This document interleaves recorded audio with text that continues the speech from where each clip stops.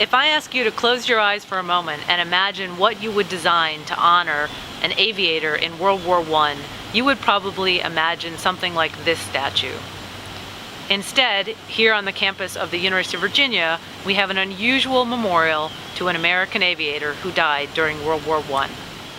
At first glance, this statue does not resemble a World War I memorial, but after we study the individual components, you'll be able to recognize the allusions to war.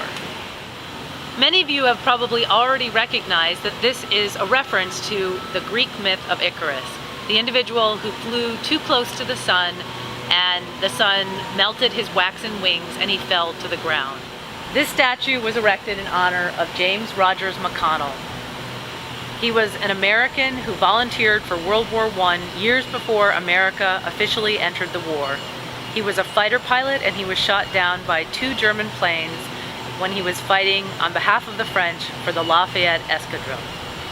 President Alderman erected this statue in honor of the first University of Virginia student to die in World War I. He hired a world-famous sculptor, the man who also designed Mount Rushmore, to create this unusual statue. As we begin to look closer at this memorial, we see the World War I elements. So first we notice his helmet, which would have been a World War I fighter pilot helmet.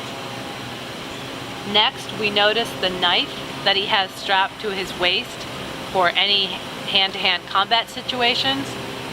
And then finally, we have his lace-up boots, very typical of the World War I uniform.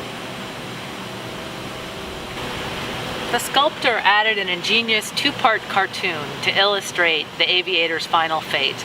On one hand, he shows his plane flying through the air, and then on the other hand, he shows the plane upside down, most likely crashing on March 19, 1917, when James McConnell was shot down. On the octagonal base are 2 inscriptions. One is biographical, as we see here, and the other one is a poetic inscription in honor of James McConnell.